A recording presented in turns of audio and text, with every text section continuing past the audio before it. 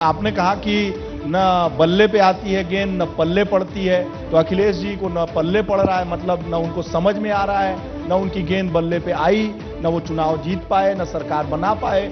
लेकिन वो कह रहे हैं कि जो आप लोग या विपक्ष, पूरा विपक्ष कह रहा है कि जो विदेश यात्रा हुई थी 17 से लेकर अब तक आप लोग बहुत थक गए थे, तो सोचे मुख्यमंत्री जी ने कि जाएं थोड़ा सा विदेश दौरा भी कर लें और देख भी लें, घूम लें, क्योंकि कितना काम लेंगे, काम अब बस में था नहीं। ऐसा मतलब व्यंग समाज में चल रहा है, ऐसा विपक्ष भी आरोप लगा रहा है। देखिए, विपक्ष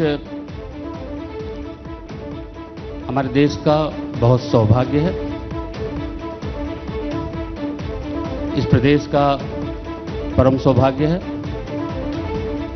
आप आंख बंद करके ऐसे विचार करिए, 2014 के पहले जो निगेटिविटी और जो निगेटिव राजनीति थी इस देश के जनमानस ने, इस प्रदेश ने तो बहुत ज्यादा 80 सीटों पर चुनाव हुआ।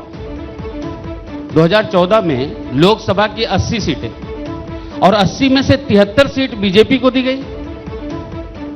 80 में से 73 सीट मतलब 90% से ज्यादा रिजल्ट। तो विपक्ष रहा कहां? सारे विपक्ष को समाप्त करते हुए उत्तर प्रदेश के जनमानस ने इस प्रदेश की बागडोर इस देश की बागडोर एक परम तपस्वी आदरणीय नरेंद्र मोदी जी के हाथों में सौंपने के लिए 80 में से 73 सीट दिया और पूरे देश ने झूम करके वोट दिया।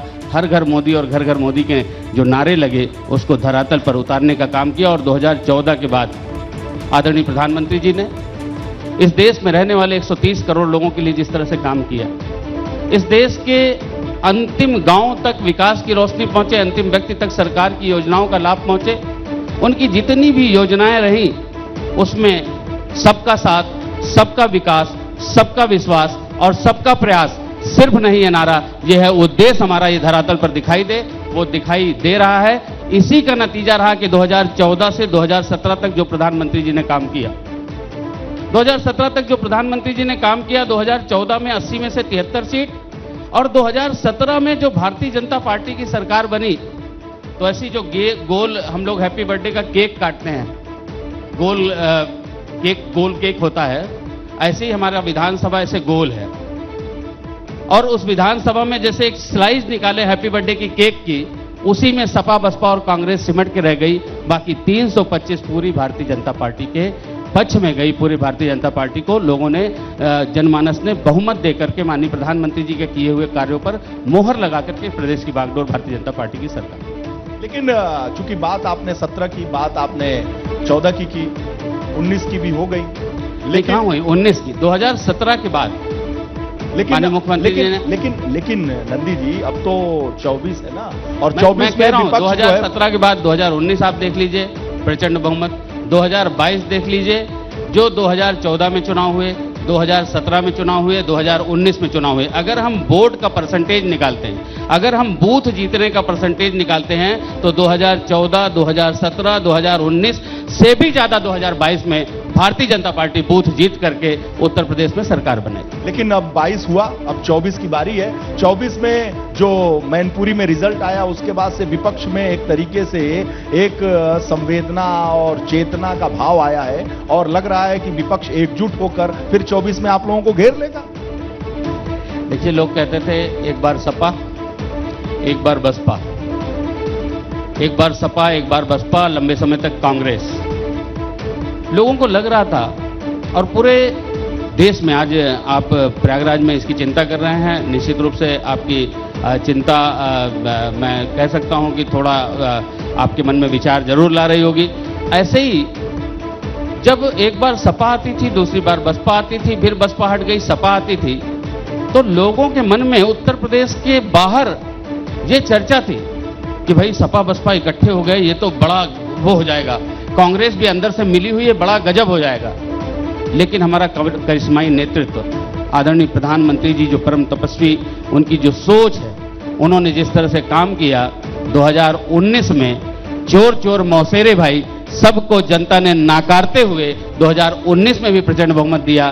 तो निश्चित रूप से ये भले मिल जाएं, लेकिन जनता को मालूम है इस देश का विकास कैसे हो सकता है। इस देश ने जो पूरी दुनिया में अपना आभा मंडल बिखेरा है। आज पूरी दुनिया की समस्या में लोग आशा भरी निगाहों से आदरणीय प्रधानमंत्री जी की ओर देखते हैं कि इनके हस्तक्षेप से, माननीय प्रधानमंत्री जी के हस्तक्षेप से हमारी समस्या का समाधान हो सकता है। तो आज पूरी दुनिया में जो भारत विश्व गुरु बनने की ओर अग्रसर है, भारत को आशा भरी लोग निगाहों से देख रहे हैं। निश्चित रूप से जो जनमानस है, अगर आप देखेंगे तो उनके मन में आ गया है कि इस देश का कल्याण कौन कर सकता है, इस देश को प्रगति और गति कौन दे सकता है। आज हम विकास की बात करें, उत्तर प्रदेश में जब हम सरकार में आए थे 2017 में केवल 2 एयरपोर्ट संचालित थे, एक लखनऊ और एक बनारस। मैं सिविल एविएशन मिनिस्टर था। यहाँ प्रयागराज का एयरपोर्ट 11 महीने में बना। 11 महीने में एयरपोर्ट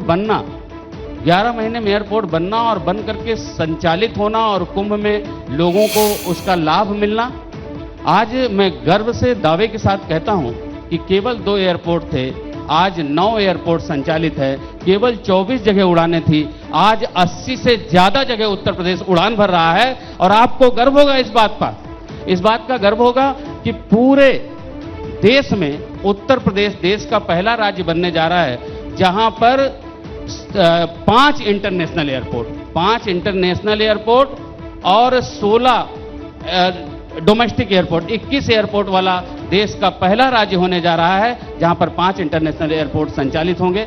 अगर हम हाईवे की बात करें, कभी सपा बसपा ने नहीं सोचा कि हमारी सड़कें अच्छी हो, हमारी ट्रांसपोर्ट कनेक्टिविटी अच्छी हो, हमारी हवाई कनेक्टिविटी अच्छी हो, हमारे यहाँ हॉस्पिटल्स हो, हमारी जनमानस को सुख सुविधाएं हो।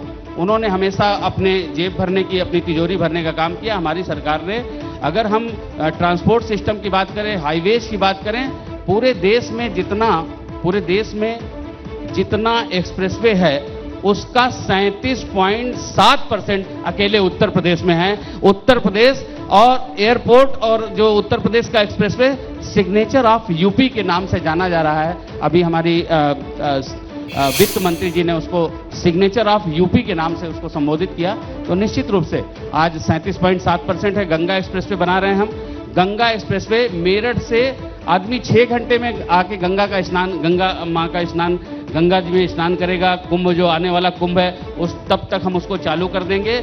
जल्दी ही भारत का लगभग 50% एक्सप्रेसवे अकेले उत्तर प्रदेश में होगा। एबीपी गंगा, खबर आपकी, जुबान आपकी।